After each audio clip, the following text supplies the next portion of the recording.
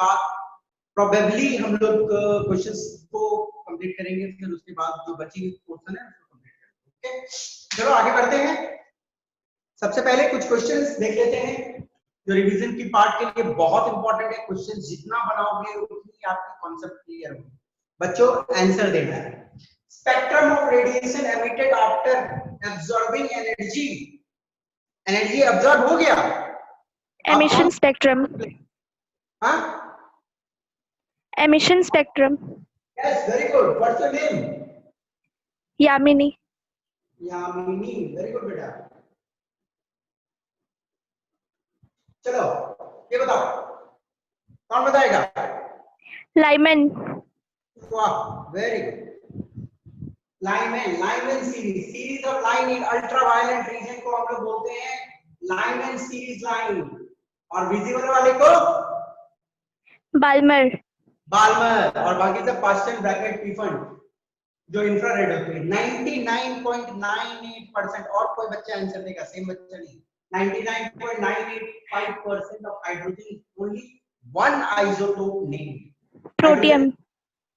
Protium, very good. Same बच्चा ने answer दिया क्या? प्रोटियम। चलो नेक्स्ट, एनीबॉडी? सी। कौन सा सी। होगा? सी। सी होगा, सी होगा, सी होगा। किस बच्चे ने आंसर दिया? C, Ayushi. Okay very good. Rutherford model could not explain stability, electronic structure, both A and B। हाँ, ना तो स्टेबिलिटी का एक्सप्लेन कर पाया, ना ही electronic structure. As per Maxwell, fields are transmitted as, Maxwell के आधार पे फील्ड कैसे ट्रांसमिट होती है? EM waves। हाँ, in the form of waves. EM तो होती ही है, इलेक्ट्रोमैग्नेटिक तो होती ही है, पर मैक्सवेल के हिसाब से वो वेव्स के तरीके से चलती है। ओके, किसके हिसाब के से पार्टिकल्स की तरह चलती है? पार्टिकल नेचर किसने बताया था? मैक्स प्लैंक ने बताया। ओके चलो, ये Maxwell revealed light waves are associated with oscillating gas and dash character. चलो इसका आंसर तो मैक्सवेल ने बताया कि जो लाइट वेव्स होते हैं उनके साथ ऑक्सीलेटिंग क्या क्या होती है, कौन कौन से ऑक्सीलेटिंग चीज होती है? कोई भी? Electric field and magnetic field. Yes very good. जो मैक्सवेल ने बताया कि इलेक्ट्रिक फील्ड होती है, मैग्नेटिक फील्ड होती है, वही परपेंडिकुलरली आगे भी बढ़ती है। Okay, oscillating, electric and magnetic field, very good. चलो, bending of waves around obstacle is diffraction. Diffraction. यार एक ही बच्चा आंसर दे रहा है, मुझे लग रहा है। और कोई बच्चे प्लीज? चलिए आगे। मिनिमम फ्रीक्वेंसी, ध्यान से, minimum frequency below which photo electric effect not absorb. Threshold frequency. The mu naught। Threshold frequency. Threshold frequency या nu naught, yes, threshold frequency या न्यू नॉट।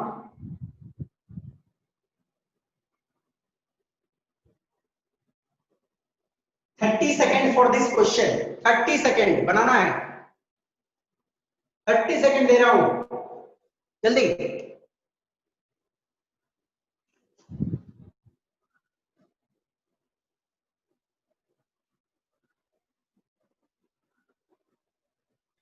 सर 1:2। कौन सा? A B C D? Sir 1:2।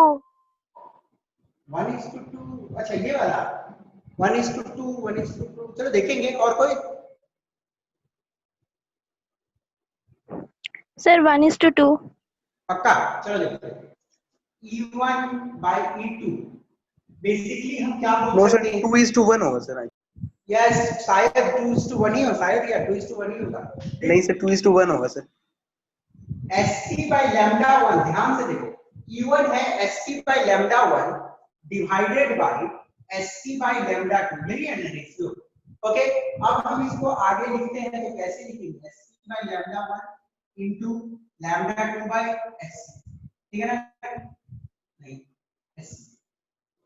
SC गया, lambda 2 by lambda 1, E1 का value दिया हुआ है 25, E2 का वैल्यू दिया हुआ है 50, कितनी आ गई 25 1 जा 25 2 जा, तो क्या होगा लैम्डा 1 इधर आ जाएगी तो होगी बेसिकली क्या, लैम्डा 1 जब इधर आ जाएगी और 2 उधर चल जाएगा तो lambda 1 is equal to 2 lambda 2, यही ना? ओके, लैम्डा 1 देखो ध्यान से, लैम्डा 2 by लैम्डा 1, तो लैम्डा 1 को मैंने इधर ले आया, lambda 1 by 2 is equal to lambda 2, तो 2 lambda 2 is equal to lambda 1। Okay, अब रेशियो भी इसका निकाल सकते हो।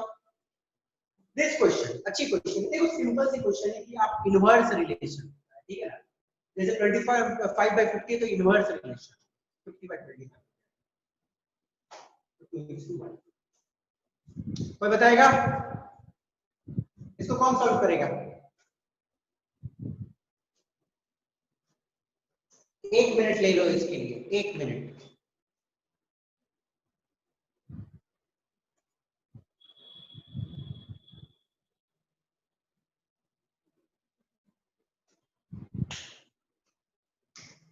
सारे ये सब नीट में आए हुए क्वेश्चन, ये भी नीट में आया है, नीट 2001, मतलब उस टाइम एआईपीएमटी होती थी, ये नीट की क्वेश्चन है। दिस वन 2003 एआईपीएमटी की क्वेश्चन है, all India pre medical test में आई हुई क्वेश्चन है, अच्छी क्वेश्चन बना किसी का?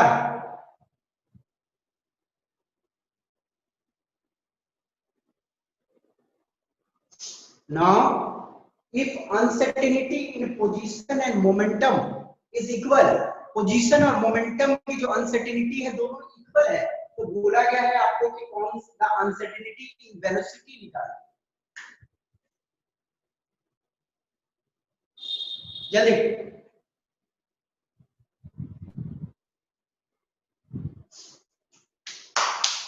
नहीं चलो आगे। और समय चाहता है क्या 10 सेकंड 20 सेकंड और दूं? Sir B. Sir B sir. नहीं बेटा, आंसर तो इसका ए है। चलो देखते हैं कैसे बनता है।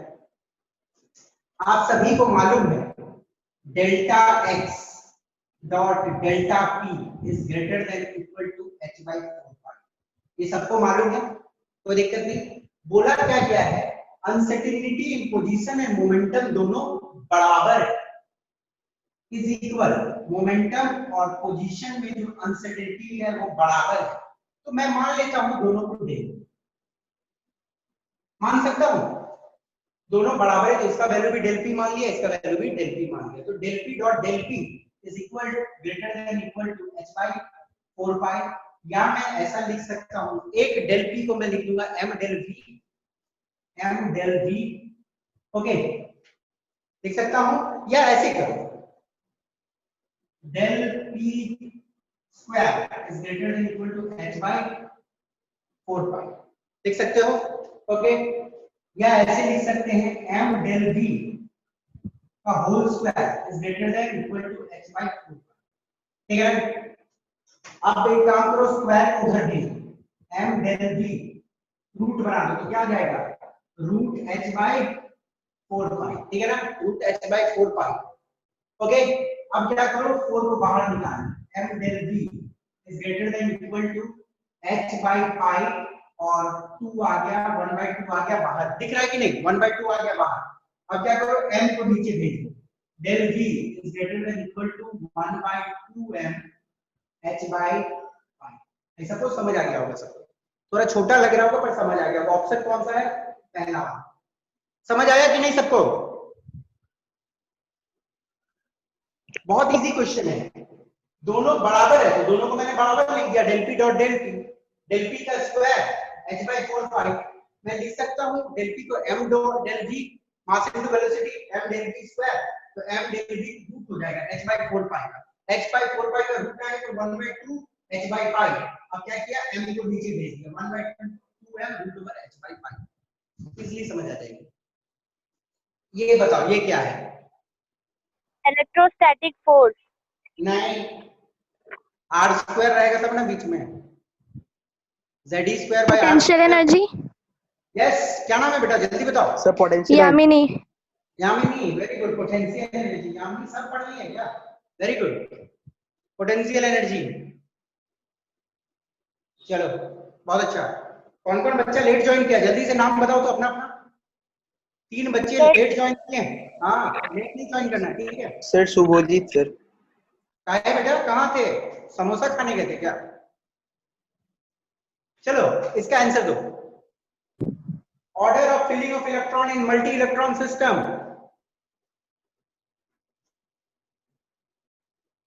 Sir network order of filling of electron in multi electron system. 4 dash 3 dash.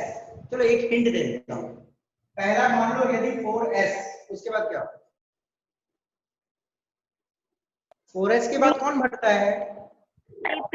TP 3D 3d। 4s के बाद 3d, 3d के बाद और 4P 4p, 4p के बाद 5S 5s, 5s के बाद 4D ओके, गॉट इट। चलिए खत्म करते हैं, मिटा दो। स्क्रीनशॉट लेना चाहते तो एक स्क्रीनशॉट ले लो, क्वेश्चंस इंपॉर्टेंट है, एक बार 2 बार देख लोगे ना तो दिमाग में बैठ जाएगा। स्क्रीनशॉट ले लूंगा, ठीक है ना, मैं हट जाता हूँ, स्क्रीनशॉट ले लो, ठीक है। चलो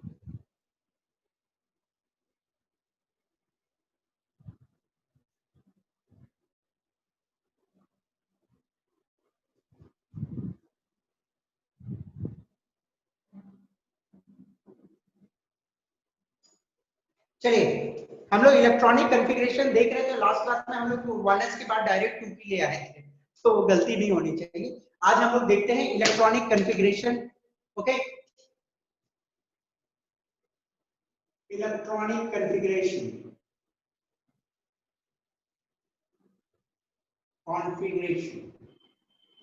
ठीक है ना। ऑब्वियसली ऑर्बिटल मेथड देखेंगे हम लोग सबसे पहले।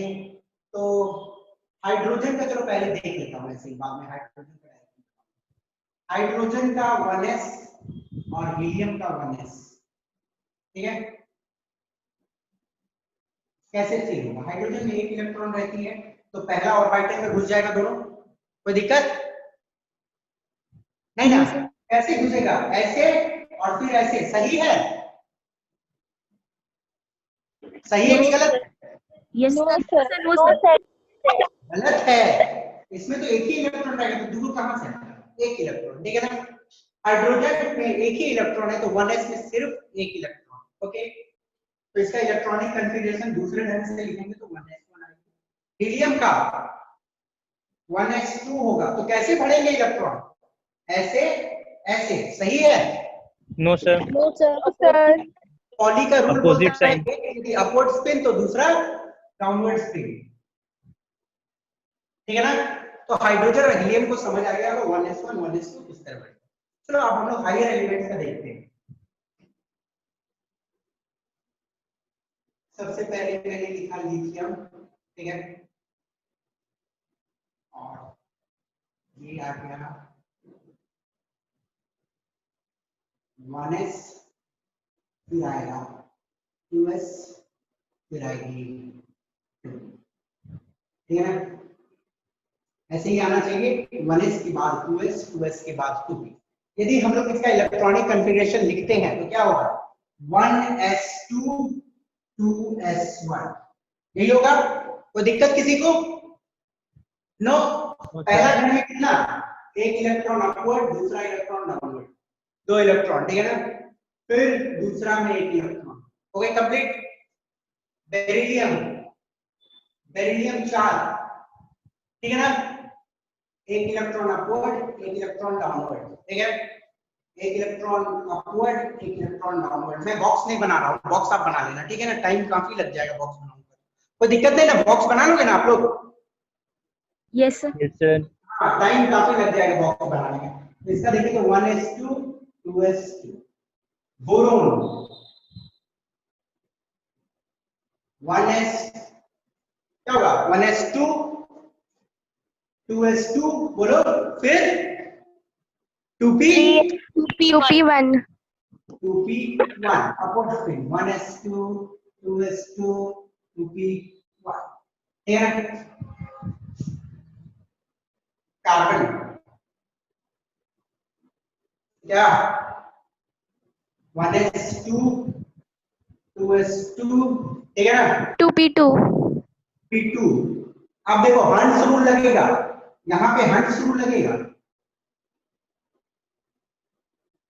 हंस रूल समझ रहे हो ना हंस रूल क्या बोला था दो दो इसमें दो डायरेक्ट नहीं भर जाएगा एक भरा फिर एक आगे जाएगा विद पैरेलल ठीक है ना गॉट इट फिर नाइट्रोजन 1s2 2s2 ठीक है ना 2p3 सिंगल सिंगल सिंगल इसको हम लोग बोलते हैं हाफ फिल्ड ऑर्बिटल ये हाफ फिल्ड ऑर्बिटल है हाफ है ना देखो 6 होना चाहिए जिसमें 3 है this is half filled orbital nitrogen oxygen 1s2 2s2 ठीक है ना 2p4 3 हुआ फिर किधर आएगा चौथा कोई दिक्कत 1s2 2s2 फिर 2p4 1s2 2s2 पहले एक एक भरा एक डाउनवर्ड स्पिन एक इसमें फिर downward spin neon 1s2 2s2 2p6 अब ये ध्यान से देखो बेटा नियॉन का क्या है सारे ऑर्बिटल भरे हुए नियॉन के साथ क्या हुआ नियॉन के साथ सारे ऑर्बिटल भरे हुए अब नियॉन का इलेक्ट्रॉन के लिए मोह माया खत्म हो ना तो इसको इलेक्ट्रॉन चाहिए ना तो ये किसी को देगा दिस इज एक्स्ट्रा स्टेबल काफी स्टेबल है क्योंकि सारे ऑर्बिटल्स इसके बड़े हो गए completely filled orbital are extra stable और एक चीज है हाफ फिल्ड ऑर्बिटल ये देखो 2p इसका जो है ना हाफ फिल्ड है कोई भी एक ऑर्बिटल हाफ फिल्ड है तो वो भी एक्स्ट्रा स्टेबल होती है nitrogen is also extra stable क्यों एक्स्ट्रा स्टेबल है मैं इसका डिस्कशन आपके साथ करूंगा this one is also extra stable ध्यान देना है half filled orbital and full filled orbital बदला हुआ इसका इलेक्ट्रॉन के लिए मोह माया खत्म full filled orbital and half filled orbital are extra stable क्यों एक्स्ट्रा स्टेबल डिस्कस करेंगे ओके मिटा देता हूं बहुत सिंपल है कोई दिक्कत नहीं है इसमें चलिए अब एक चीज ध्यान देना नियॉन तक 10 हो गए 1s2 2s2 2p6 ठीक है ना नियॉन तक 10 हो गए गॉट इट अब क्या करना है नेक्स्ट जो कॉन्फ़िगरेशन हम लोग लिखेंगे वहां पे इतना बड़ा लिखने नहीं चाहिए हम सिर्फ ऐसे नियॉन लिख देंगे तो इसका मतलब हो जाएगा कि 10 इलेक्ट्रॉन भर चुकी है उसके बाद 11वां जो एंटर हुआ कहां 3p में 3p1 3p2 ऐसे ठीक है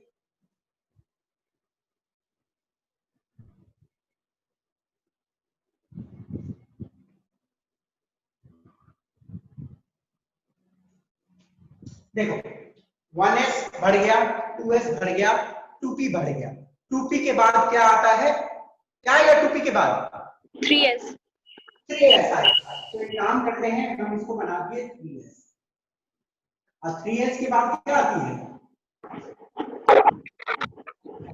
3p 3p तो 3s और 3p लेके हम लोग आप बढ़े हैं तो कहां तक हो गया था नियॉन तक हो गया था तो सोडियम का 11 तो सोडियम का 11 का यदि हम लोग और बेटा देखो मैं आगे वाले का नहीं लिख रहा हूं 1s2 2s2 और 2p6 भरी हुई है ये हम जानते हैं फिर उसके बाद ये भरेगा तो इस टाइप के रिप्रेजेंटेशन को हम बोलेंगे partial orbital representation partial orbital representation का मतलब क्या है जो पीछे वाला भरा हुआ है नोबल गैस तक उसको मैंने छोड़ दिया ओके, अब देखो सोडियम का क्या है एप्लीकेशन, नियॉन, फिर क्या नियॉन के बाद 3s1 यस 3 देखो नियॉन 1s2 2s2 2p6 बढ़ चुका है, 2p6 के बाद आएगा 3s1 2 4 10 10 नहीं 2 2 4 4 6 10 और 10 और 1 11, तो 10 और 1 11 3s1, तो इसमें गया एक इलेक्ट्रॉन, ठीक है ना। Magnesium 12, neon 3s2 up down, ठीक है ना। एल्युमिनियम नियॉन क्या होगा बोलो, 3s3 होगा, 3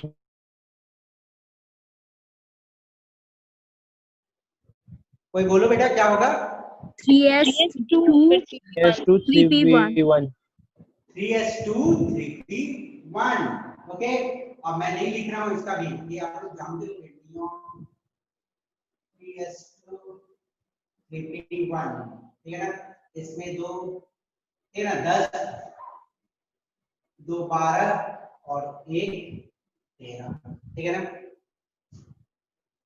silicon neon 3s2 3p2, okay, एक सिंगल फिर नेक्स्ट सिंगल सेकंड वाला भी, ठीक है, understood. Silicon phosphorus neon 3s2 3p3, ठीक है, एक एक घुसी सारे ऑर्बिटल में विद पैरेलल स्पिन के साथ जाएगी, ये भी एक्स्ट्रा स्टेबल है। एक्स्ट्रा स्टेबल क्यों, क्योंकि एक एक इलेक्ट्रॉन सब में। सल्फर, सल्फर का similarly neon 3s2 3p4, okay, ऐसे ऐसे ऐसे एक एक और फिर एक डाउनवर्ड से बढ़ेगा, ठीक है ना। गॉट इट, समझ गए।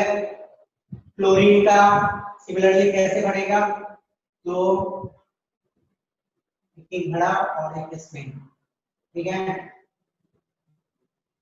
अब देखो आर्गन का 1 2 upward downward upward downward upward down, सारे आर्गन का भी इलेक्ट्रॉन के लिए मोह माया खत्म है, it's also completely filled orbital, ठीक है ना, तो ये आपको ध्यान देना है, ओके। अब देखो मैं ज्यादा डिस्कस नहीं करूंगा, सारा आप लोग लिख सकते हो, and it's a small request कि आप लोग, और देखो इस तरह जो हम लोग नोबल गैस को इंक्लूड कर लेते हैं, तो नोबल गैस को जब इंक्लूड करके इलेक्ट्रॉनिक कॉन्फ़िगरेशन लिखते हैं, it is known as condensed electronic configuration. आप मुझे बताओ यहाँ पे कौन ऐसे दो कंपाउंड है जो एक्स्ट्रा स्टेबल है, सर फास्फोरस और argon and phosphorus. Argon completely filled और phosphorus also completely filled, they are both extra stable, ठीक है ना, ये आपको ध्यान में रखना है, they are both extra stable। तो देखो ये मैं बार बार डिस्कस नहीं करूंगा, इतना सारा लिखने में बहुत टाइम लगता है, बिना मतलब का चीजें, इसमें कुछ कॉन्सेप्ट नहीं है, बस रगड़ना है, तो आप प्रैक्टिस कर लेना। आपसे रिक्वेस्ट है कि कम से कम 100 तक लिख लेना मिनिमम, ओके। तो ये तो कहानी हो गई, और आपके सिलेबस में दो एक्सेप्शन, ठीक है ना, दो एक्सेप्शन है, एक है क्रोमियम और दूसरा है कॉपर, वो मैं आपके साथ डिस्कस करता हूं, ध्यान से देखिए। क्रोमियम का एटॉमिक नंबर कोई मुझे बताओ और कॉपर का एटॉमिक नंबर बताओ, कोई बता सकता है क्रोमियम का? क्रोमियम का 24 और कॉपर का 29। Yes, very good. क्रोमियम का, पहले क्रोमियम का देखते हैं। क्रोमियम का यदि हम लोग इलेक्ट्रॉनिक कॉन्फ़िगरेशन लिखे तो कैसे लिखेंगे, आर्गन हो गई 18, ठीक है ना, फिर उसके बाद कौन सा आएगा, कौन सा सेल आएगा, 4s1 5 कौन सा सेल आएगा, S 4s देखो आर्गन हो गई, ओके, आर्गन 18 कंप्लीट, फिर कहाँ इलेक्ट्रॉन घुसेगा?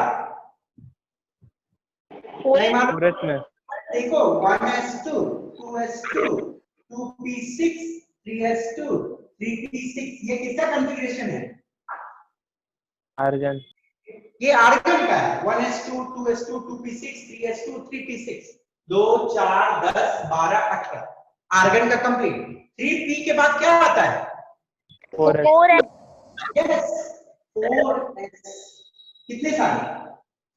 एक 1 1 1 होगा कि 4s 2 लेगा? फिर 1 हो गया 3d 5 हो क्रिस्टल। जाता है, 4s 1 ही होता अरे है। एक मिनट, होगा कैसे ये समझो। मतलब हम लोग 4s2 होना क्या चाहिए था, अफबू रूल के हिसाब से बात करते हैं। 4s2 ठीक है ना, तो कितना हो गया? 18 2 20 और 3 3d4 ऐसा होना चाहिए। किसके हिसाब से? अफबू रूल के हिसाब से ऐसा होना चाहिए बेटा। ओके, बट एक बात बताओ मुझे, क्या इलेक्ट्रॉन जो भरेगा अफबाऊ रूल से पूछ के भरेगा कि कहां भरे नहीं भरे? उसको जिधर स्टेबिलिटी का चक्कर बुझाएगा उधर वो भर जाएगा। ओके, होता क्या है, आर्गन का ये क्रोमियम का ये कॉन्फ़िगरेशन नहीं, क्यों नहीं है और क्या है वो देखिए। इसका कॉन्फ़िगरेशन एक्चुअली है argon 4s1 3d5। Okay, 4s1 3d5।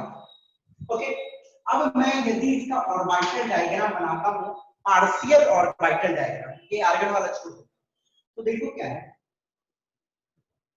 ये वाला 4s है जिसमें एक इलेक्ट्रॉन है,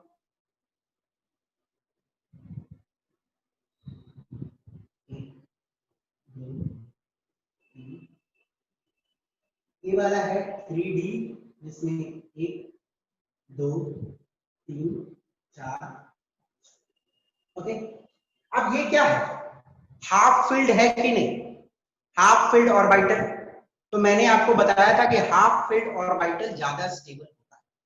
गॉट इट? एक्चुअली इसको होना चाहिए था ऐसे, अफबू का रूल देखे तो होना चाहिए था ऐसे, पर ऐसे रहने से ये हाफ फील्ड नहीं है। और मैंने आपको पहले बताया कि half filled orbitals are extra stable. Okay, क्यों है थोड़ा देर में बताऊंगा आपको, बट पहले सिंपल समझ लो कि half field orbital are extra stable. तो क्रोमियम करता क्या है, 4s से एक इलेक्ट्रॉन को जंप करवा के यहां, ठीक है ना, तो इसलिए इसकी कॉन्फ़िगरेशन हो जाती है 4s1 3d5 and it's an exception जो आपको याद रखना है। Okay, half field extra stable. Okay, और इसकी रीजन होती है सिमेट्री रीजन होती है, एक्सचेंज एनर्जी रीजन होती है, देखेंगे। नेक्स्ट आ गया कॉपर।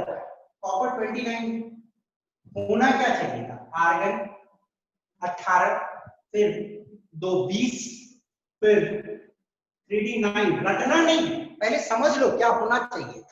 होना तो यही चाहिए था 18 2 20 और 9 29 29 पूरा, पर ऐसा नहीं। वो क्या है 4s1 3d10। ओके, इसका अपना पार्शियल कॉन्फ़िगरेशन देखो, तो it's something like this.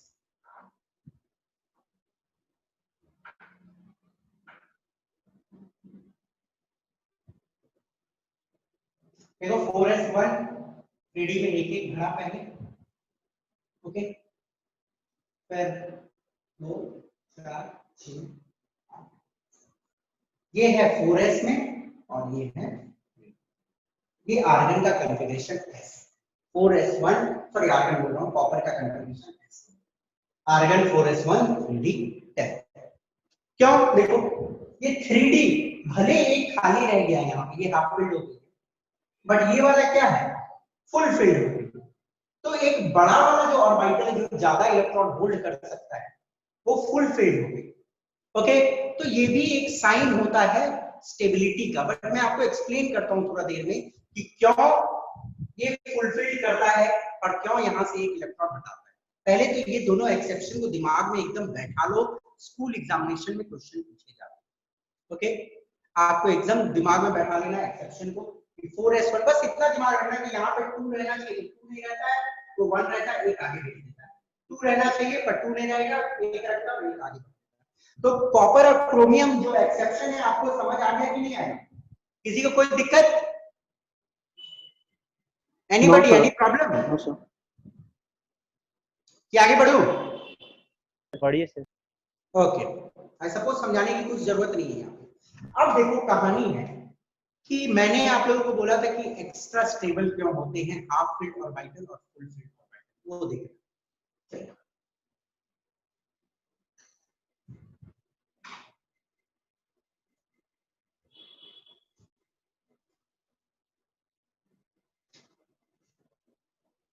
Extra stability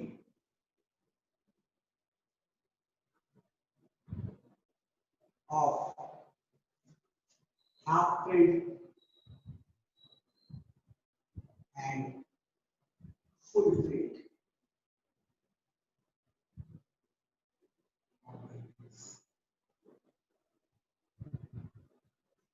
okay, अभी हम लोगों ने क्रोमियम में देखा, क्रोमियम में क्या था, 4s और 3d।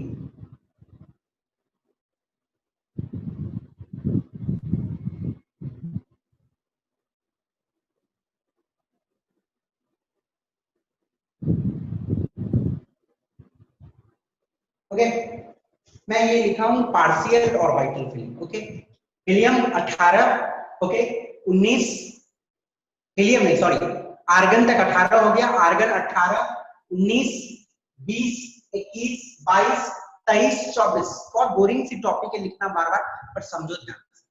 ये 24 हो गया इसका पार्शियल।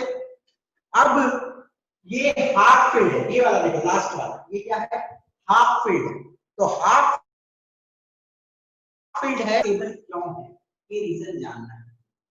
देखो ठीक है ना, एक बात होती है सिमेट्री, ओके, एक वर्ड होता है सिमेट्री। सिमेट्री का मतलब क्या होता है? इक्वल पार्ट, ठीक है ना, equal part all around. Symmetry का मतलब इक्वल चीज हर जगह है। ओके, समझिए इसको, it is a well known fact that symmetry leads to stability। Symmetry के चलते स्टेबिलिटी आता है। सिमेट्री का मतलब आप सिंपल वर्ड में बताया कि इक्वल वेट जो है हर जगह रहेगा। यदि सिंपल शब्दों में देखो, एक स्केल है मेरे हाथ में, ठीक है, मैं स्केल को क्या करता हूं, ऐसे रखता हूं। देखो कैसे रख रहा हूं, ऐसे रखता हूं। स्केल क्या हुआ, गिर गया, और मैं स्केल को अब हाथ में एकदम बीच में रखता हूं। स्केल बैलेंस है। क्यों बैलेंस है? जितना वेट इधर है उतना वेट इधर है। बोलने का मतलब जितना चीज इस साइड है उतना चीज इस साइड है। तो सिमेट्री में कोई भी चीज रहता है तो स्टेबल रहता है। देखो मैं हिला रहा हूं तो भी स्टेबल, नहीं गिरेगी। ओके, वही चीज होती है ऑर्बिटल के साथ। यदि इस जगह पे इलेक्ट्रॉन नहीं रहता और यहाँ पे इलेक्ट्रॉन रहता, तो ये जो 3D ऑर्बिटल है, ये क्या लग रहा है कि सिमेट्रिकल है, यहाँ पे लग रहा है कि कुछ चीज मिसिंग। और अनसिमेट्रिकल चीज स्टेबल नहीं होती। आपने देखा मैं ऐसे रखूंगा तो गिर जाएगा स्केल।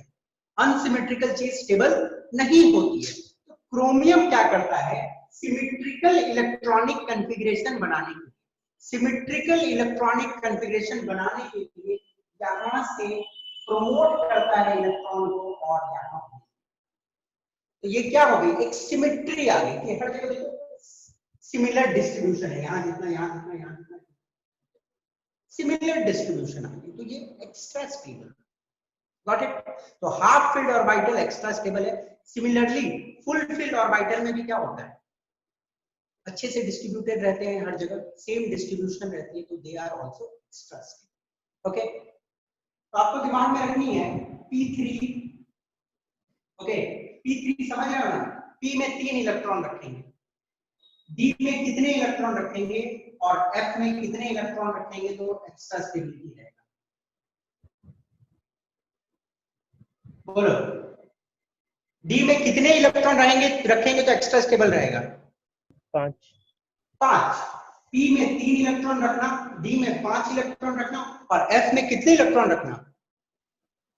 7. 7। एफ में टोटल होते हैं 14, पर 7 इलेक्ट्रॉन यदि रखोगे तो उसमें extra stable. Understood? Extra stable. तो आपको समझ आ गया हाफ फील्ड ऑर्बिटल क्यों एक्स्ट्रा स्टेबल होते हैं? क्योंकि सिमेट्रिकल होते हैं। क्या होता है? सिमेट्रिकल होते हैं, और सिमेट्री से स्टेबिलिटी आती है। I suppose this idea is clear to everyone. Okay, अब चलते हैं नेक्स्ट टॉपिक। एक और रीजन होती है सर। सर। हाँ बोलिए सर, ये तो सिलिकॉन के साथ भी हो सकता था ना? किसके साथ? सिलिकॉन के सिलिकॉन। साथ। देखो, दुनिया में हर चीज के एक्सेप्शन में आ जाएगा। कोई चीज था उसको एक्स्ट्रा स्टेबिलिटी पाना था, वो अपना रूल अपना लिया, और किसी को नहीं कर पाया। दुनिया है, रूल से तो नहीं चलेगा। एटम्स तो अफवाहों के हिसाब से नहीं चलेगा, ना ही रूल से चलेगा। ओके, तो वो नहीं फॉलो करता इस रूल को, पर ये करता। Simple rule. Okay, yes. तो पहला क्या है? सिमेट्री। पहला रीजन होता है सिमेट्री। सिमेट्रिकल रहती है इसलिए एक्स्ट्रा स्टेबल। ओके, दूसरा रूल होता है exchange energy.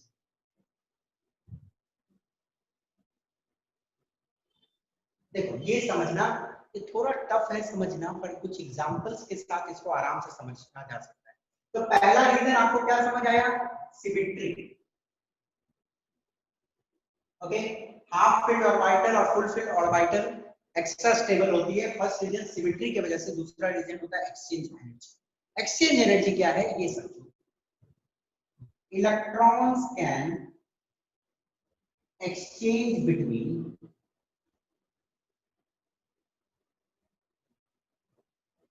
degenerate orbitals। Electrons जो है डीजेनरेट ऑर्बिटल्स के बीच में एक्सचेंज कर सकते। डीजेनरेट बोले तो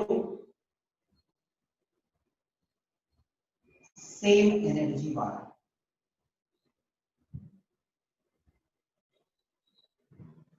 ओके, ये क्या है? डी के 5 ऑर्बिटल है, डी है ना, डी के 5, 1 2 3 4 5। अब बोला क्या जा रहा है कि एक इलेक्ट्रॉन यहाँ है, एक इलेक्ट्रॉन यहाँ है, एक इलेक्ट्रॉन यहाँ है, एक इलेक्ट्रॉन यहाँ है, एक इलेक्ट्रॉन। तो electrons can exchange between degenerate orbitals. तो इलेक्ट्रॉन क्या कर सकता है? अपने पोजीशन को एक्सचेंज कर सकता है। यहाँ पे यदि ये इलेक्ट्रॉन है, तो ये इलेक्ट्रॉन क्या करेगा? उठ के यहाँ जा सकता है। ठीक है, ये नंबर 1 इलेक्ट्रॉन का मैं गिन रहा, नंबर 1 इलेक्ट्रॉन एक बार यहाँ चला गया। ठीक है, फिर एक पोजीशन बदला, यहाँ चला गया, और एक पोजीशन बदल के यहाँ जा सकता है, और एक पोजीशन बदल के यहाँ जा सकता है। तो पहला वाला इलेक्ट्रॉन क्या कर सकता है? इसके साथ एक्सचेंज कर सकता है। इसको बोला तो यहाँ। तो पहला वाला इलेक्ट्रॉन कितना एक्सचेंज कर रहा है? पहले इसके साथ, फिर इसके साथ, फिर इसके साथ, फिर इसके साथ। तो कितने एक्सचेंज हो रहे हैं total? 1 exchange, 2 exchange, 3 exchange, 4 exchange. तो पहला इलेक्ट्रॉन, फर्स्ट इलेक्ट्रॉन जो है, first electron can do 1 2 3 4 exchange. Okay, first electron can do 4 exchange. और होता क्या है?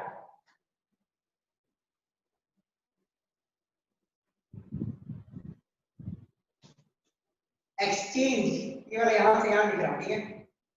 Exchange releases energy। देखो, अब इसको समझो एक सिचुएशन से, क्योंकि ये अभी आपके लेवल में समझना थोड़ा मुश्किल होता है, पर एक एग्जांपल के तहत समझो। पहली बात तो लिखा है कि electron can exchange between degenerate orbital. ये इलेक्ट्रॉन अपने पोजीशन को चेंज करके ये ऑर्बिटल में चले जाएगा, इसको फिर इसके साथ अपना पोजीशन को बदल सकता है। ऐसा क्यों? डीजेनरेट ऑर्बिटल के बीच में ही एक्सचेंज क्यों हो रहा और दूसरे के बीच में एक्सचेंज क्यों नहीं? बोलने का सिंपल रीजन क्या है? देखो, डीजेनरेट मतलब होता है सेम एनर्जी वाला ऑर्बिटल। आप समझो एक पल के लिए कि आप एक ट्रेन का जर्नी कर रहे हैं, ठीक है ना? आप स्लीपर में, ओके, और ट्रेन का जर्नी में आपको मन किया कि एक लंबा सा जर्नी है तो आप अपने सीट पे तो बैठे नहीं रहो, आप क्या कर सकते हो, अपने सामने वाला को बोलोगे कि भैया तुम मेरे सीट पे आ जाओ, हम आपके सीट में चल जाते हैं। कभी तुम अपर बर्थ में चल जाओगे, कभी मिडिल बर्थ में चल जाओगे, ऐसा कर सकते हो। क्यों करते हो? क्योंकि एक जगह बैठे बैठे आप बोर हो जाते हो और अपने बोरडम को रिलीज करते हो। एक जगह से आपको मन में लगता है कि चलो हम यहाँ बैठे हुए हैं, बोर हो गए, दूसरा जगह जाते हो तो अच्छा लगेगा, तो अपने बोरडम को रिलीज करते हो और अपने पोजीशन को आप चेंज करते हो। तो एक्सचेंज जो होता है, स्लीपर में हो तो स्लीपर के आदमी के साथ आप एक्सचेंज कर सकते हो नॉन एसी। पर यदि आप बोलोगे कोई एसी वाला को में जाके भैया एक काम करो आप थोड़ा देर के लिए स्लीपर में आ जाओ, मैं आपका एसी में चल जाता हूँ, कभी वो अलाउ करेगा? अलाउ करेगा क्या? सर कभी नहीं। एक्सचेंज जो होगी सेम एनर्जी लेवल में होगी। ऐसा थोड़े आप जनरल बोगी में चल रहा बोलोगे A1 में जाके AC1 में कि भैया थोड़ा दिन जनरल में चल जाओ ना, थोड़ा देर हमको एसी में रहने दो, तो वो एक्सचेंज नहीं हो सकती है। तो एक्सचेंज जो होती है वो सेम एनर्जी वाले ऑर्बिटल में होती है। D का DE के साथ होगा, P का PE के साथ होगा, F का ओके। अब ये एक्सचेंज होने से क्या होती है, जैसे आपने स्लीपर में बैठा, मतलब मानो नीचे बैठे हुए थे, दुनिया का मजा लिए, खिड़की से बाहर देखिए, अब आपको मन नहीं किया देखने का, आप बोल सोचे सोएंगे, अपर बर्थ में चढ़ गए, तो यहाँ के बोर्डम को रिलीज करने के लिए आपने क्या किया, ऊपर गए। ओके, तो इस तरह ये क्या होता है, आप अपने बोर्डम को रिलीज करते हो, वैसे ही इलेक्ट्रॉन क्या करता है, एनर्जी को रिलीज करता है। और जितना ज्यादा एनर्जी रिलीज होता है एक सिस्टम उतनी स्टेबल होती है, क्योंकि एक सिस्टम स्टेबल होती है मिनिमम एनर्जी स्टेट। ओके, तो पहला तो रीजन है exchange releases energy. More the number of exchange, more the number of exchange, more is stability. जितना एक्सचेंज होगा उतनी स्टेबिलिटी। ओके, अब बोलोगे कि सर एक ऐसा कंडीशन है, यहाँ पे है, यहाँ पे है, यहाँ पे है, और ये खाली है तो काहे नहीं हो रहा? देखो बेटा, खाली जगह से थोड़े ही एक्सचेंज हो सकता है, यहाँ से कोई उठ के उसके पोजीशन पे तो नहीं आएगा, तो खाली जगह से नहीं। मानो ये पहला इलेक्ट्रॉन, ये कितना एक्सचेंज कर रहा है, एक एक्सचेंज, दो एक्सचेंज, तीन एक्सचेंज, तो ये इलेक्ट्रॉन अभी तीन ही एक्सचेंज कर पाएगा यदि ये हाफ फिल्ड नहीं या फुल फिल्ड नहीं। समझे बात को? Got it? इसलिए हाफ फिल्ड रहना जरूरी है, फुल फिल्ड रहना जरूरी है एक्सचेंज होने के लिए। ठीक है, ये एक्सचेंज अच्छी है। तो ये सीनियर क्लासेस में आओगे तो आप लोग रिसर्च एरिया में पढ़ोगे कि एक्सचेंज एनर्जी में क्यों एनर्जी रिलीज होती है, क्यों स्टेबिलिटी होती है, बट सिंपल आप समझ लो, यदि भरा हुआ है तो ज्यादा एक्सचेंज किया जा सकता है, और ज्यादा एक्सचेंज करेगा तो ज्यादा एनर्जी रिलीज होगा, और ज्यादा एनर्जी रिलीज होगा तो ज्यादा स्टेबिलिटी। ओके, इसलिए हाफ फील्ड ऑर्बिटल ज्यादा स्टेबल होते हैं। फुल फील्ड भी रहेगी तो फुल फील्ड वाला भी एक्सचेंज कर सकता है आप। Okay, got it? तो ये सिंपल दो कहानी है, एग्जाम में सिंपल क्वेश्चन पूछी जाएगी कि एक्स्ट्रा स्टेबिलिटी हाफ फील्ड और फुल फील्ड का क्या रीजन है, एक्सचेंज एनर्जी, और दूसरा सिमिट्री। सिमिट्री मतलब स्टेबिलिटी होता है, ये सबको मालूम है। यदि चीजें अच्छे से ऑर्डर्ड वे में रखे हुए तो स्टेबिलिटी ज्यादा है। Okay, got it? तो ये तो पार्ट है आपके सिलेबस की, जो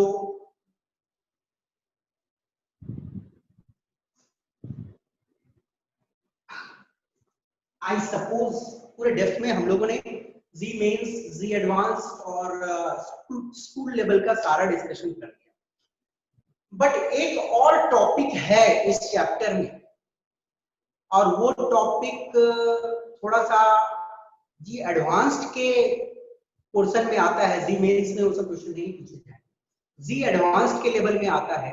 और वो टॉपिक मैं सोचा आपके साथ डिस्कस करूं कि नहीं करूं, ये भी मैं सोच रहा था, बट एक विचार आया दिमाग में कि कुछ बच्चे तो यहाँ पे बैठे हुए हैं जो कंप्लीटली अपना पढ़ाई पे को कर रहे हैं। तो जो टॉपिक बेटा मैं अभी डिस्कस करने वाला हूं, ध्यान से सुनो, ये उन्हीं बच्चों के लिए है जिसने मेरे सारे लेक्चर्स को देखा है, right from lecture 1 to all lectures, और उन लेक्चर्स को अच्छे से समझे भी, और साथ में क्वांटम मैकेनिक्स जो मैंने पढ़ाया था, श्रोडिंगर का वेव इक्वेशन वाला पोर्शन, वो अच्छे से आप लोगों ने 2-3 बार वीडियो देख लिया है और समझ लिया। और यदि जो बच्चे ने पीछे का पार्ट को नहीं अच्छे से पढ़ा हुआ है, उनको ये टॉपिक नहीं समझ आएगा, सिंपल सी बात। मेरा उनसे रिक्वेस्ट है कि वो बच्चे जो मैं पढ़ाऊंगा उसको ध्यान से देखना, और यदि नहीं समझ आए तो समझ जाना कि पीछे की थ्योरी आपकी अच्छे से नहीं की हुई है, और उनको एक बार अच्छे से पढ़ लेना, टाइम देके उन सब चीजों को पढ़ लेना, फिर इस टॉपिक को आप देखें, ठीक है ना। और आई एम प्रेजेंटिंग, ये टॉपिक को हम लोग देखते हैं, बट प्लीज थोड़ा पेशेंस बना के रखना और अच्छे से इसको समझने का कोशिश करना, ठीक है ना। चलिए, थोड़ी टफ रहेगी पर समझ आ जाएगी यदि पीछे का चीज आप लोग पढ़े हुए हो। ओके, चलो देखते हैं, बताऊं कि नहीं बताऊं? बता दीजिए सर। बता दिया? बताइए। Yes sir. चलो बता ही देते हैं। चलिए देखते हैं, ये जो टॉपिक है radial and angular wave function.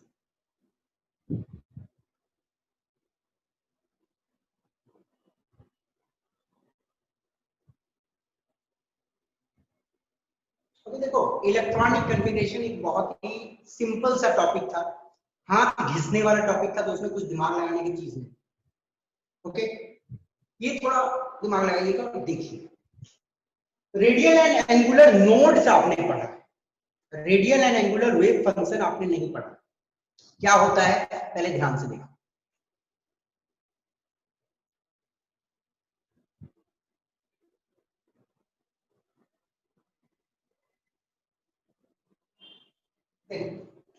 ये एक 3 डायमेंशनल कोऑर्डिनेट एक्सिस,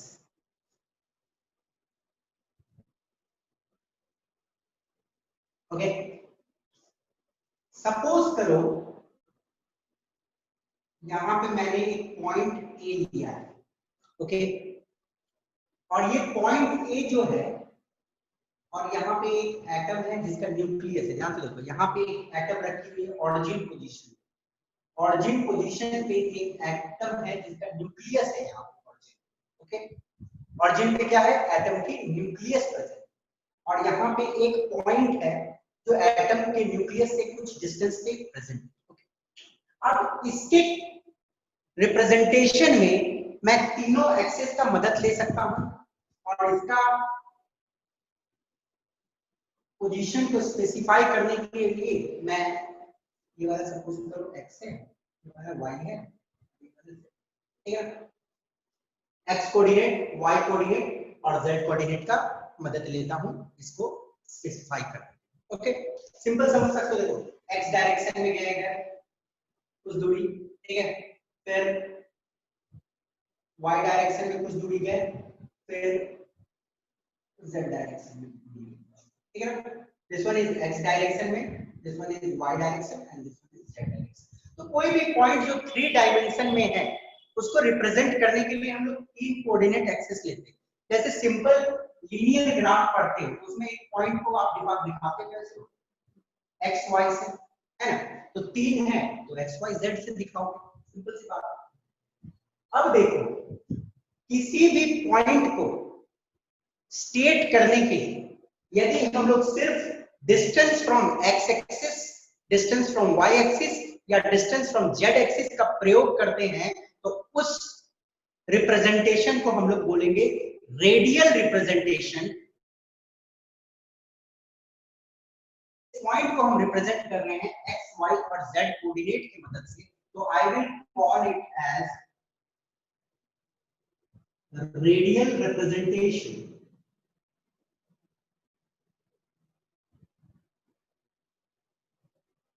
ठीक है, इसे हम लोग क्या बोलेंगे? Radial representation. और रेडियल रिप्रेजेंटेशन में किसका यूज होता है? एक्स कोऑर्डिनेट, वाई कोऑर्डिनेट और जेड कोऑर्डिनेट का इस्तेमाल, ओके। रेडियल रिप्रेजेंटेशन सिर्फ बताता है कि डिस्टेंस के टर्म में वो कहां पे लोकेटेड, ओके। अब यदि मैं करूं एक काम, इस पॉइंट को एक स्ट्रेट लाइन से जोड़ देता हूं, इस पॉइंट को मैंने एक स्ट्रेट लाइन से जोड़ दिया, ए पॉइंट। अब ए पॉइंट जो है जेड एक्सिस से कुछ एंगल पे होगा, ओके। ए पॉइंट जो है जेड एक्सिस से कुछ एंगल पे, क्योंकि एंगल के टर्म में भी तो रिप्रेजेंट कर सकते हैं कितना एंगल पे है, ओके। तो यदि हम एंगल के टर्म में रिप्रेजेंट करते हैं जेड एक्सिस से कितना एंगल पे है या वाई एक्सिस से कितना एंगल पे है, एंगल के टर्म में हम रिप्रेजेंट करें कि कितना एंगल पे है ये, जैसे जेड एक्सिस से ये थीटा एंगल पे है और मान लो ये वाई एक्सिस से फाई एंगल पे होता है, कुछ भी एंगल पे। तो यदि हम एंगल के टर्म में रिप्रेजेंट करते हैं उसकी पोजीशन को, तब हम बोलते हैं angular representation.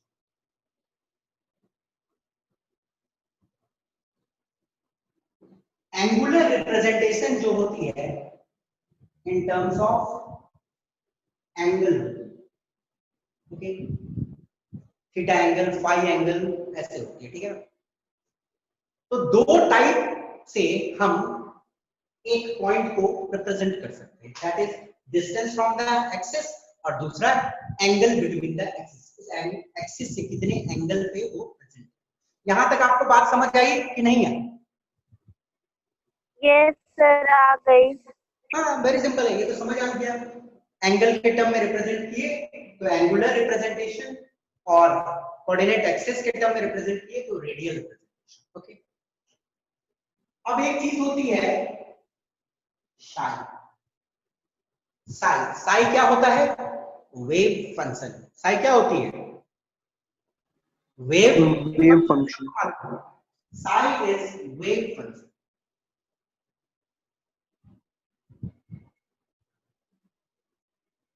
Okay. Sai wave function है, बोले तो एटॉमिक ऑर्बिटल, ओके। तो ये जो वेव फंक्शन है इसके दो कंपोनेंट होते हैं, ओके। आपको मालूम है कि वेव फंक्शन कुछ नहीं है, ये एक मैथ्स है कि नहीं? ये जो वेव फंक्शन होता है इसके दो कंपोनेंट, या सिंपल में समझ लो दो पार्ट। वेव फंक्शन का दो पार्ट होता है, गॉट इट? एक पार्ट होता है रेडियल फंक्शन,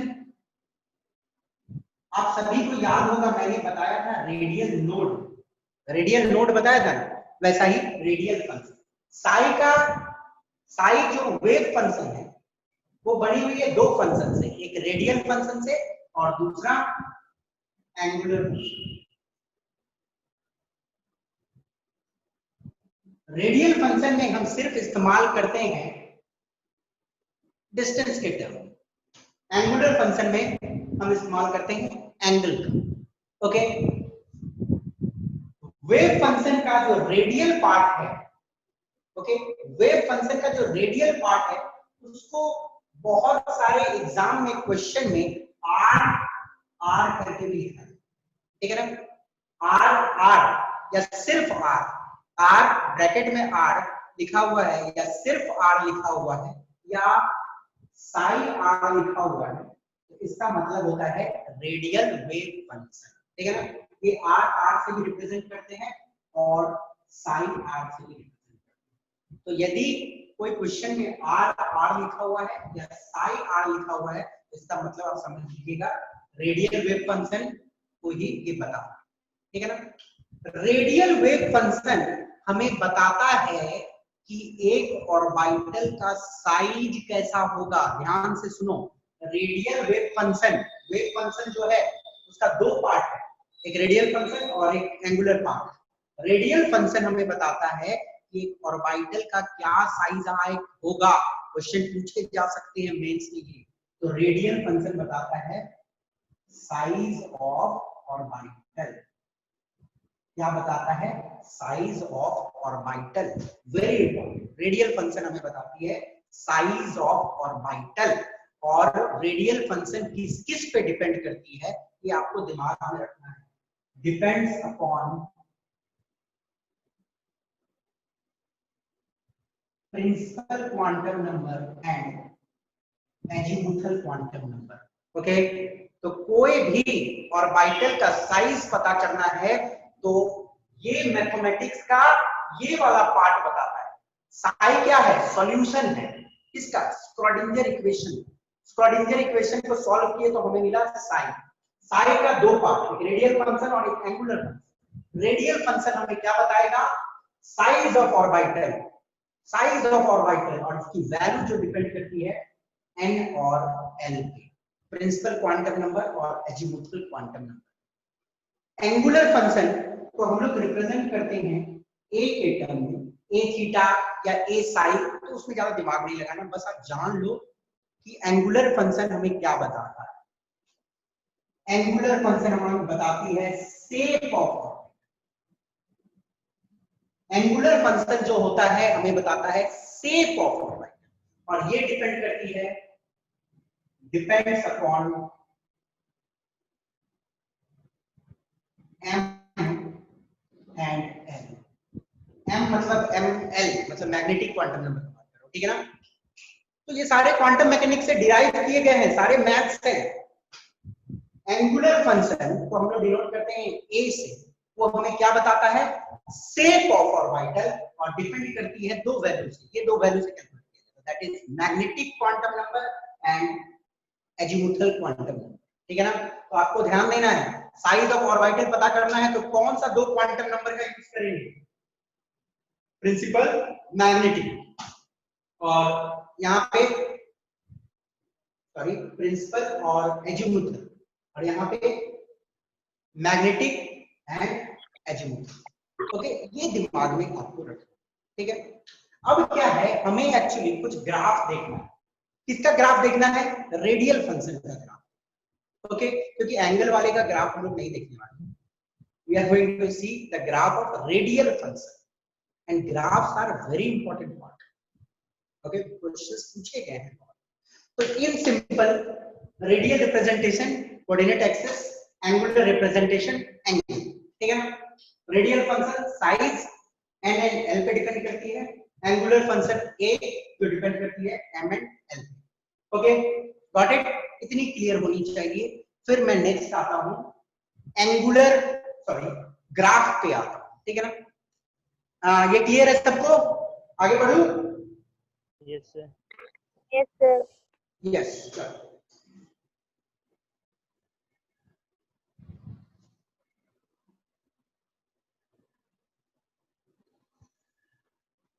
अब चलो आगे बढ़ने से पहले मैं आपसे पूछता हूं, रेडियल नोड का फॉर्मूला बताओ जल्दी से, यहाँ पे इसका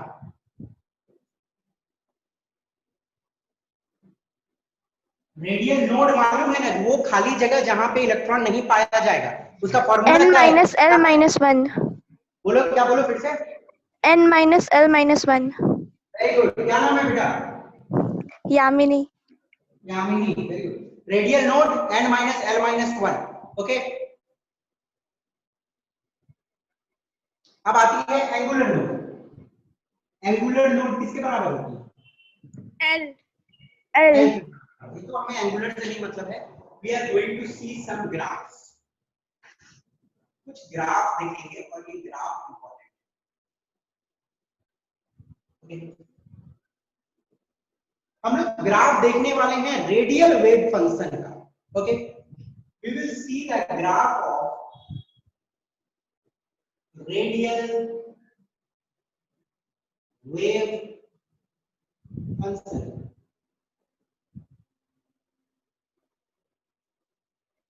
तीन साल पहले एक बहुत ही इंटरेस्टिंग क्वेश्चन, टफ लेवल की क्वेश्चन पूछी गई थी इस चैप्टर से, इसी टॉपिक से। Radial wave function, radial wave function का हम लोग ग्राफ प्लॉट करेंगे। अब मुझे एक बात बताओ, रेडियल वेव फंक्शन कैसे डिसाइड होता है? डिस्टेंस पे फ्रॉम द कोऑर्डिनेट एक्सिस, और मैंने क्या किया, एक पॉइंट ए लिया था और वो पॉइंट क्या था, न्यूक्लियस से कुछ डिस्टेंस पे, ओके। तो रेडियल वेव फंक्शन जो बनाई जाती है या उनके ग्राफ लिखी जाती है, that is in term of distance from the, कहां, डिस्टेंस फ्रॉम कहां से, origin, nucleus, distance from origin या डिस्टेंस फ्रॉम न्यूक्लियस। ऑरिजिन पे मैंने न्यूक्लियस को रखा है, ठीक है, क्लियर। अब ध्यान से समझिएगा, रेडियल वेव फंक्शन का ग्राफ और ये ग्राफ मैं बना रहा हूं 1s ऑर्बिटल के लिए। कौन से ऑर्बिटल के लिए बना रहा हूं? 1s ऑर्बिटल के लिए। ओके, 1s ऑर्बिटल का रेडियल नोड कितना सारा होगा? कोई मुझे बताएगा 1s में कितने सारे रेडियल नोड होंगे? 0. अरे 1 0, अरे 1 1 एल की जगह में 1, एल की जगह में 0, -1 1 -1 0। तो एक भी नोड नहीं होता है, इलेक्ट्रॉन सब जगह मिलते हैं। तो we plot a graph psi r. ये साई आर लिखो या सिंपली इसको आर भी लिखो। आर मतलब रेडियल वेव फंक्शन ही, ठीक है, या साई आर। आप बुक में कंफ्यूज हो गए, एनसीईआरटी में ये ग्राफ एक बगल से कोने में दे दिया है और साई आर लिख दिया। बच्चे को साई आर का मतलब जीवन भर समझ नहीं आता। Psi R means radial wave function. Okay, radial wave function. अब रेडियल वेव फंक्शन क्या है? एटॉमिक ऑर्बिटल का एक पार्ट। तो उसका जो ग्राफ होता है कुछ ऐसे होता है। कभी भी ऑरिजिन वाले को टच नहीं करना, ठीक है, इसको टच नहीं करना। अब ये क्या है ग्राफ को समझ लो थोड़ा। ये देखो,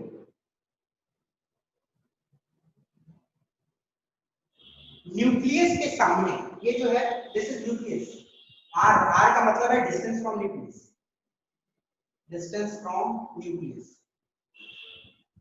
नैनोमीटर में हम कहेंगे। ओके, ये है distance from nucleus. Distance from nucleus देखो, न्यूक्लियस के सामने, न्यूक्लियस के सामने साई का वैल्यू काफी हाई है।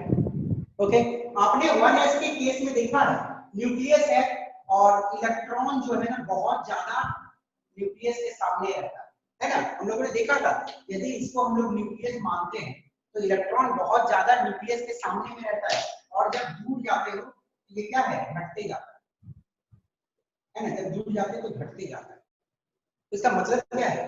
साई एटॉमिक ऑर्बिटल ही होती है या इलेक्ट्रॉन क्लाउड जो, इलेक्ट्रॉन क्लाउड जो होती है न्यूक्लियस के पास बहुत ज्यादा रहता है, दूर जैसे ही जाते हैं कम होते जाता है।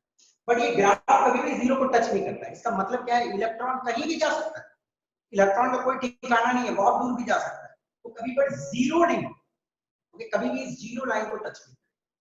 अंडरस्टूड? ये ध्यान देना है। 1s में एक भी नोड नहीं होता है, तो इसका मतलब कभी भी वो जीरो को टच नहीं करेगा। जीरो को टच कर देगा तो मतलब इलेक्ट्रॉन नहीं मिलेगा, दैट इज नोड। तो मैक्सिमम यहाँ सामने में, फिर कम होते जाता है, कम होते जाता है, अल्टीमेटली ये पैरेलल जाता है। क्यों? क्योंकि न्यूक्लियस के सामने सबसे ज्यादा मिलते हैं। Got it? This is radial wave function. Understood? इसका 1s। अब यदि मैं 2s का बनाऊं, 2s का, ओके, 2s में कितने सारे रेडियल नोड होंगे? 1. एक रेडियल नोड होगा। आपको मालूम है साई का कोई फिजिकल सिग्निफिकेंस नहीं होता है, उसकी पॉजिटिव वैल्यू भी हो सकती है, नेगेटिव वैल्यू भी हो सकती है। तो ये ग्राफ कुछ इस तरह होता है। देखो, न्यूक्लियस के सामने बहुत ज्यादा, फिर वो नेगेटिव होता है। ओके, नेगेटिव होता है, फिर उसके बाद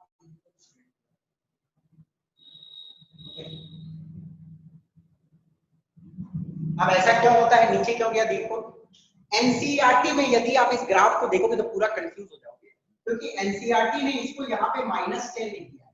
ओके, -10 मतलब जीरो से, मतलब वो यहाँ पे लाइन ही नहीं बना है, एनसीईआरटी ने डायरेक्ट यहाँ पे लाइन बना। ओके, तो पता नहीं चलता है बच्चों को कि जीरो से नीचे गया है कि नहीं, क्योंकि बहुत छोटे से उसने यहाँ पे लाइन बना के -10 लिख दिया। बट आपको एनसीईआरटी के चक्कर छोड़ो, अभी बात को समझना है। एनसीईआरटी में एक छोटी सी, मतलब एरर मत बोलो, दिखाने का थोड़ा तरीका गलत था। आप समझो कि जीरो, जीरो उन्हें इंडिकेट करना चाहिए था, एनसीईआरटी ने जीरो नहीं, ये जीरो वाला है, ठीक है। अब क्या होता है, न्यूक्लियस के पास साई की वैल्यू बहुत ज्यादा, रेडियल की, फिर उसके बाद गिरते जाता है और एक ऐसा पॉइंट आता है, आपने देखा था ना, 1s के पास इलेक्ट्रॉन रहते हैं, फिर कुछ खाली जगह होता है, फिर 2s शुरू होता है। आपको ध्यान हो, ये 1s है और ये 2s है, तो बीच में खाली जगह होती है, एक खाली जगह। तो देखो यहाँ पे जीरो लाइन को टच किया, तो साई की वैल्यू यहाँ पे जीरो, ये नोड है, कौन सा नोड है? Radial node. कौन सा नोड है? रेडियल नोड है। और एक रेडियल नोड होगी 2s में, ये 2s का ग्राफ। ओके, अब यदि 2s के बाद आती है 2p, अब यदि 2p का ग्राफ है, ये थोड़ा है अच्छा, 2p का ग्राफ साई r का with respect to r। Okay, ये ग्राफ को ऐसे, अब बोलोगे कि सर ये वाला ऊपर से काहे शुरू हुआ और ये वाला नीचे से काहे शुरू हुआ? कोई बता सकते हो? देखो, न्यूक्लियस के पास एकदम जीरो है, न्यूक्लियस के पास क्या है? एकदम ना के बराबर है कि नहीं? न्यूक्लियस के सामने ना के बराबर है p, कहां पे? 2p का बात, 2p। क्यों न्यूक्लियस के पास जीरो के बराबर है?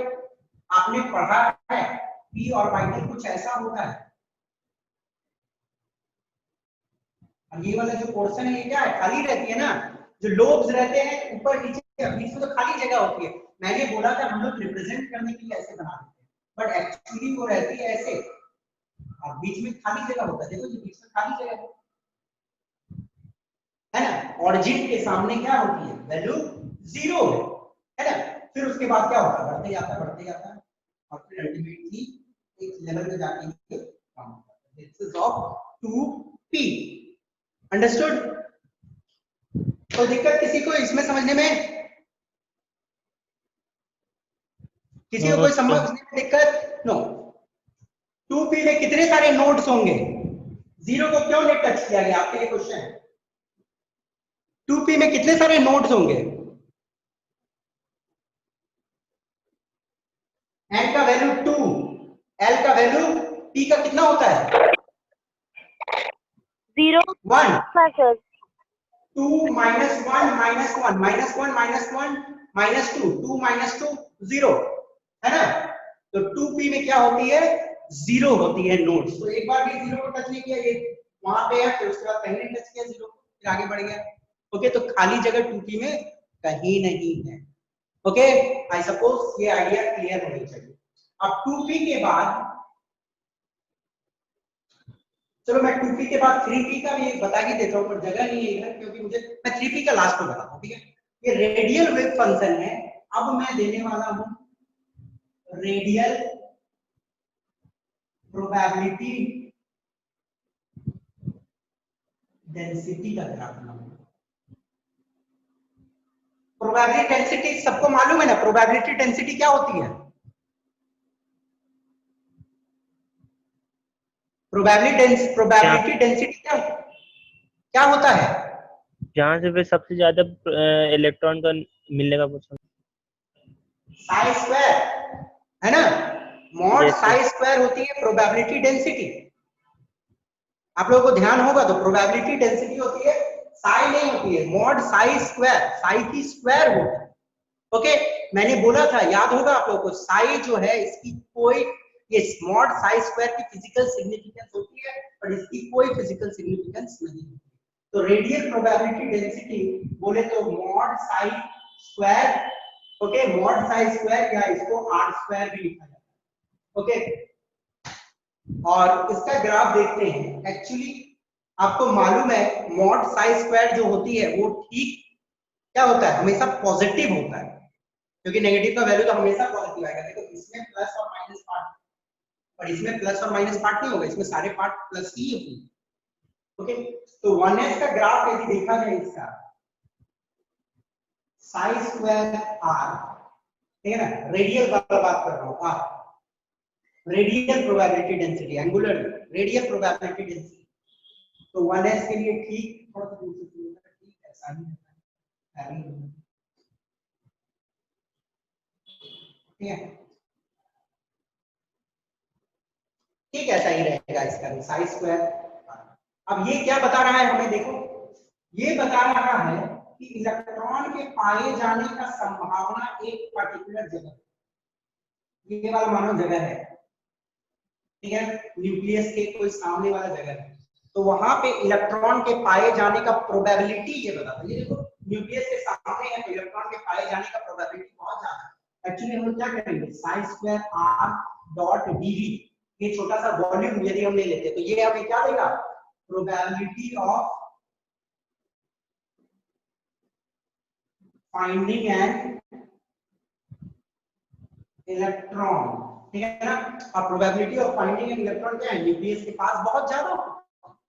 ये ग्राफ बिल्कुल सिमिलर ऐसा ही रहेगा, इसके जैसा ही देखने में, बट ये इंफॉर्मेशन कुछ और देगा। It is radial wave function और ये दे रहा है हमें इंफॉर्मेशन, पूछा जा सकता है ऐसा एक बता देगा जगह, ये बोलेगा क्या, it's probability of finding an electron in this small volume, ये बता रहा है। Okay, mod Sai square r dot D. Okay, अब इसका देखते हैं, यदि साई स्क्वायर आर बोलो या इसको आर स्क्वायर भी बोल सकते हो, तो ये ग्राफ कैसे होगा, नेगेटिव वाला पोर्शन को ठीक फ्लिप कर, नेगेटिव वाला पोर्शन ठीक ऊपर चल जाएगा, तो ये ग्राफ आएगी ऐसे, जीरो को टच करेगा, फिर ऐसे ऐसे अपना टच, ठीक है। बस देखो ऐसे ग्राफ क्वेश्चन एग्जाम में पूछे जा सकते हैं। ये किसका ग्राफ है, ये वाला 1s का है, ये वाला किसका है 2s, लिख देगा एग्जाम में, ऐसा ग्राफ बना देगा और बोलेगा ये किसका है, psi square r versus r, psi r versus r 1s का है कि 2s का है, तो 2s का है कैसे पकड़ोगे, एक बार जीरो को टच किया है इसलिए एक रेडियल नोड होती है, 2s में एक ही रेडियल नोड। ओके, अब इसका ग्राफ कैसे देखेंगे, तो इसका ग्राफ तो सिमिलर इसी के जैसा होगा। ओके, कोई फ्लिप की जरूरत नहीं है 2p के लिए, साई स्क्वायर आर और आर जो है ये एकदम सिमिलर है, ठीक है, अंडरस्टूड। ये 1s के लिए, 2s के लिए, 2p के लिए, 1s 2s 2p के लिए, ठीक है ना। अब एक इंपॉर्टेंट 3p का भी बता देता हूँ, 3p से ऊपर सॉरी 3s का आएगा नेक्स्ट, 3s का बता देता हूँ, उससे ऊपर नहीं पूछा जाएगा। ओके, तो एकदम बहुत सिंपल में दिमाग लगाना है, ज्यादा दिमाग नहीं लगाना है, जितना मैं बता रहा हूँ उतना ही दिमाग लगाना है, क्योंकि क्वांटम मैकेनिक्स है, मामूली चीज नहीं, एक दिन में नहीं समझ आने की चीज है। अब पुराने कॉन्सेप्ट क्लियर नहीं होंगे तो समझ आने वाला चीज है। एटॉमिक ऑर्बिटल का रेडियल वेव फंक्शन हमने टाइप किया है, तो न्यूक्लियस के पास बहुत ज्यादा रहेगा, ऑब्वियस सी बात है, इलेक्ट्रॉन क्लाउड बहुत ज्यादा रहता है। ओके, 2s में एक नोड आता है इसलिए नीचे आया, 2p में जीरो से स्टार्ट क्या होगा, क्योंकि जो नोड्स होते हैं उसके बीच में खाली जगह रहती है, बस इतना दिमाग में रखो। और ये फ्लिप क्यों हो जाएगा, स्क्वायर है, स्क्वायर होगा तो नेगेटिव वाला पार्ट पॉजिटिव हो जाएगा, इसकी फिजिकल सिग्निफिकेंस होती है। फिजिकल सिग्निफिकेंस का मतलब क्या होता है, इसको मैंने इनटू किया छोटा सा वॉल्यूम से, तो probability of finding electron in that volume, ठीक है ना, probability of finding electron in small volume. Okay, got it. अब चलो 3s का देख लेते हैं, 3s का लास्ट,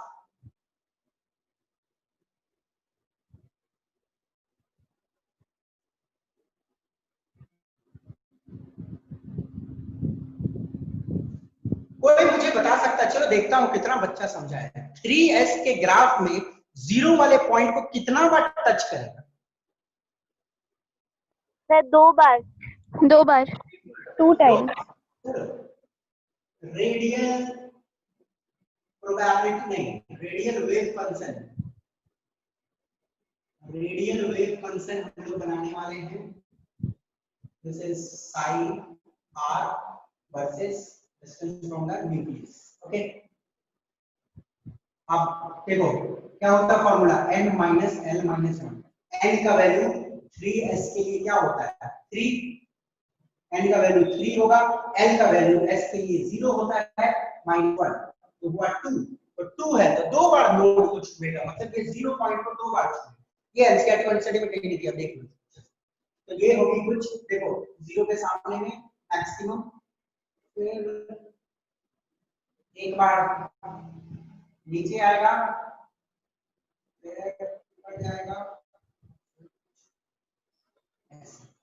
देखो यहाँ पे छुआ, यहाँ पे छुआ, दो जगह छुआ, ये दोनों है रेडियल नोड्स।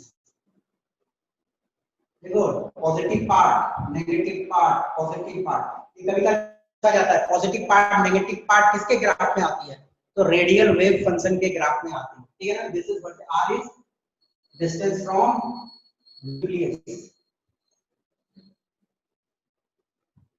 ओके, अब probability density, radial probability density बनाएंगे इसी का तरीका इसका, तो कैसा होगा साइन आर, और ये वाला आर नैनोमीटर में है डिस्टेंस को लेंगे, कैसा होगा बताओ। तो जस्ट फ्लिप कर देना, क्या करेंगे, ये बस ऐसे ही स्टार्ट होगा, इस पोर्शन पे जहां पे नीचे था वहां पे टच करेगा जीरो को, फिर ये वाला पोर्शन फ्लिप हो जाएगा, ऊपर चला जाएगा, ये पोर्शन गई ऊपर, फिर टच किया जीरो को, फिर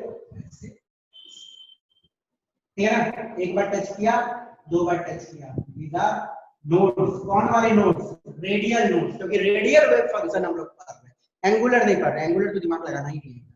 स्फेरिकल कोऑर्डिनेट्स मतलब आप लोग पढ़ोगे बाद में, स्फेरिकल कोऑर्डिनेट्स बोलते हैं जो मतलब एंगल के टर्म्स में रिप्रेजेंट किया जाता है। तो दो जगह टच किया तो इसमें सिर्फ पॉजिटिव पार्ट है, साइन गलत है, ये साइन स्क्वायर आ रहा है ना, साइन स्क्वायर आ रहा है ना, पॉजिटिव पॉजिटिव पार्ट है।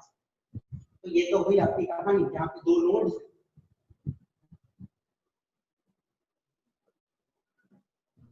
कितनों को समझ आया नहीं समझ आया आई डोंट नो, बट सबको समझ आ सकता है यदि श्रोडिंगर वेव इक्वेशन वाला पोर्शन को अच्छे से समझ आए। कितनों को समझ आया बोलोगे क्या? यस सर, समझ में आ गया sir.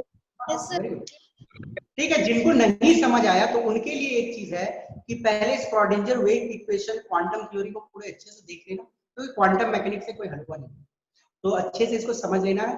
And this is the end of the chapter, जहां पे हम लोगों ने एटम के बारे में इतना जाना कि इलेक्ट्रॉन कोई फिक्स्ड जगह में नहीं घूमती है, उसकी वेलोसिटी कोई फिक्स्ड नहीं है, हम बस बता सकते हैं कि इलेक्ट्रॉन के पाए जाने के चांस कहां पे, ये wave probability density into small volume करेंगे, कोई एक स्मॉल वॉल्यूम से करेंगे तो हमें एग्जैक्टली पता चलेगा, ठीक है ना, कहां उसको मिलना है नहीं मिलना है। ओके, तो इलेक्ट्रॉन का बारे में 100% बताना ये अभी पता नहीं चला है, रिसर्च चल रही है इस एरिया में।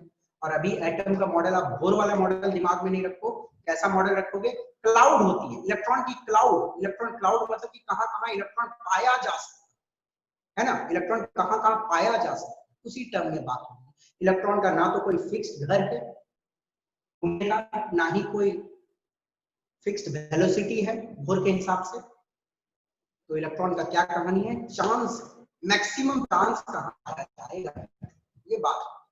जैसे आप है दोस्त, मतलब आप एक लड़का हो, आप खेलते हो ग्राउंड में मैक्सिमम टाइम, आपके पापा आपको खोजने जाएंगे तो कहां जाएंगे, ग्राउंड में खोजने जाएंगे। ये 100% नहीं है कि आप ग्राउंड में मिलोगे, हो सकता है कि मैक्सिमम चांस आप ग्राउंड में, तो ग्राउंड में आपको खोजा जा सकता है। उसी प्रकार इलेक्ट्रॉन क्रिएट करना 100% इज मुश्किल, प्रोबेबिलिटी में बात करें तो विद अ वैग picture in your mind about the model of an atom, मैं आपको रिसर्च एरिया के लिए छोड़ता हूँ, लाइफ में आगे बहुत जाओगे, बहुत रिसर्च एरिया में पढ़ोगे, तो जहाँ पे एटम के मॉडल्स आएंगे, क्वांटम मैकेनिक्स और अच्छे से पढ़ोगे, और आप लोगों को होपफुली और ज्ञान होगा एटम के बारे में। राइज करना है, आईटीज में जाना है, आईटीज में बहुत रिसर्च चलते हैं, आप लोग रिसर्च करोगे, मॉडल बनाओगे, हम लोग भी पढ़ेंगे फिर, और स्टूडेंट्स को हम लोग बताएंगे वो सब चीज। तो बेस्ट ऑफ लक इस चैप्टर की तरफ से। आपको करना क्या है, एनसीईआरटी के सारे क्वेश्चंस, डीपीपी सारे अपलोड कर दिए गए हैं आपके ऐप में, आपको डीपीपी मिल जाएगी, डीपीपी बना लेनी है। पहली बात सुनो, एनसीईआरटी कहानी सुनो, एनसीईआरटी के ऑल क्वेश्चंस, एनसीईआरटी के सारे क्वेश्चन, देन एनसीईआरटी एग्जाम्पलर, यही मेथड होना चाहिए। देखो method study and success in exams 100% IIT मिलेगा, और इंजीनियरिंग कॉलेज, मेडिकल कॉलेज पहुंचोगे गवर्नमेंट वाला, पहले एनसीईआरटी पैटर्न में, पहले एनसीईआरटी, फिर एनसीईआरटी एग्जाम्पलर, फिर उसके बाद में हमारा डीपीपी, जो हम लोग डीपीपी देते हैं, और ये तो टाइम मिले तो 30 इयर्स, ओके। और ये सब यदि नहीं करने के मन है तो हम लोगों का डीपीपी बना लेना, जो डीपीपी हम लोग अपलोड करते हैं, या सिंगल ऑप्शन ये भी है, हम लोग जो डीपीपी अपलोड करते हैं उसमें सारे क्वेश्चंस को हम लोग मिला के डालते हैं, हमारी रिसर्च टीम भी क्वेश्चन तैयार करती है, जिससे जो प्रोबेबिलिटी होती है, जो क्वेश्चंस आने के वो भी रहते हैं उनमें। तो डीपीपी को तो 100% बनाना, ये बनाना है, और साथ में डीपीपी तो 100% बनाना, क्योंकि डीपीपी बना लोगे तो सारा काम खेलना पूरा हो जाएगा। ओके, पहले पर इस ऑर्डर में पढ़ना। 30 इयर्स क्वेश्चन पास किया। Okay, so I end this chapter here. Hopefully आप लोग सारा कुछ करोगे इसका। Meet you in the next class with a new set of chapter. Okay, thank you for today, मिलते हैं नेक्स्ट क्लास में।